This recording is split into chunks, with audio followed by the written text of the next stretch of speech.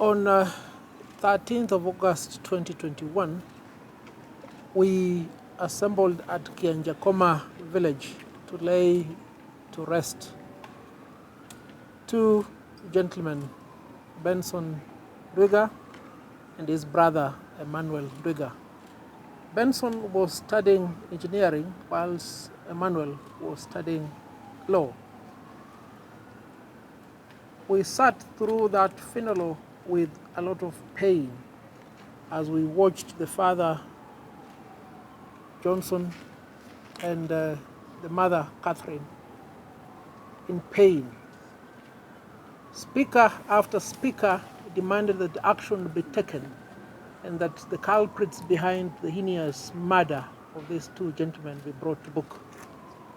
Many of us spoke, including the Speaker of the National Assembly, Honorable Justin Muturi, who is also a member of the Law Society.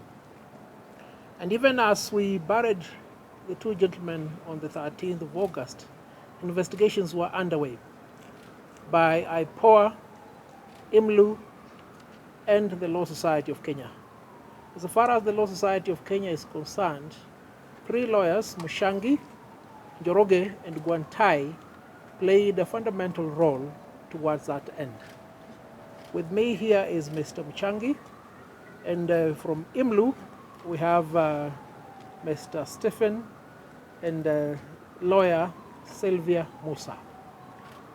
Today, the 6 police officers who caused the untimely end of the lives of Benson and Emmanuel were brought before the court.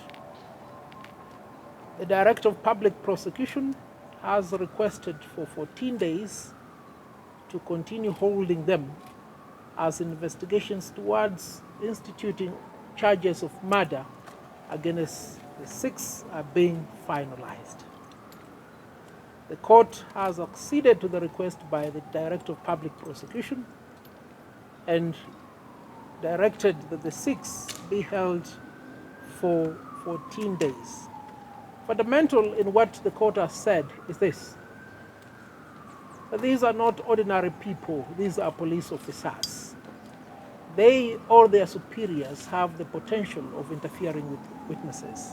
And indeed, as we speak right now, their superiors have interfered, because a few days after the two gentlemen were killed, the motor vehicle where they were allegedly held upon arrest was torched.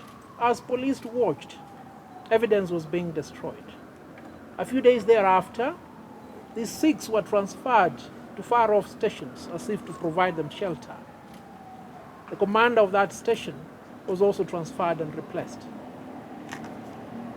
We want to thank the court, we want to thank the Director of Public Prosecution, IPOA, and the members of the Law Society who have worked tirelessly to ensure that the promise we gave to the people of Kianjakoma on the 13th of August, that these 6 must be brought to book, failing which the people will take action, has been fulfilled.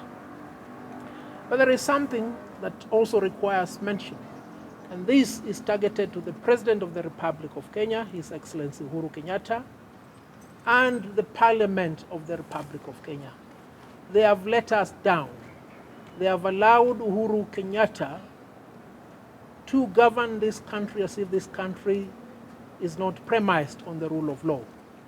This curfew, a curfew that has been used to kill many Kenyans, has no foundation in law, none whatsoever. And even as we mourned on the 13th of August, everybody, from the smallest to the biggest, was in agreement. We do not require this curfew. Corona is not nocturnal. It does not thrive in darkness. There is genuine fear that this curfew is a precursor towards things that are intended to happen next year during the election, so that the violation of laws, the contravention of the Constitution, continues. And I want to call upon Kenyans of all walks of life to call out the fraud that the government of President Uhuru Kenyatta is insofar as combating COVID-19 is concerned. We do not need the curfew. Let President Uhuru Kenyatta put adequate measures to ensure that every Kenyan is vaccinated. It's only when everybody is vaccinated that we may say for a fact we have contained COVID-19. Thereafter, the economy must be opened. The curfew must be lifted. And to you members of parliament, you failed Kenyans, because it belongs to you to legislate on matters of this kind. It is your responsibility to hold the executive accountable. Finally, let me speak to police officers. You are our siblings. Some of you are our parents. Most of you are our friends. You are being misused by those in authority to cause destruction, maim, loss of lives in the name of combating COVID-19. Let me tell you, let me speak to you individually. When the day of reckoning will come, it will be you alone here on the dock. And fellow police officers will apprehend you. You will be charged with murder. Karanja Kibicho, who is renowned for speaking upside down, that nobody should be out in the open at 10 p.m., will not be there to defend you. And even as we speak right now, Karanja Kibicho himself faces possible jail for contravening and disobeying court orders.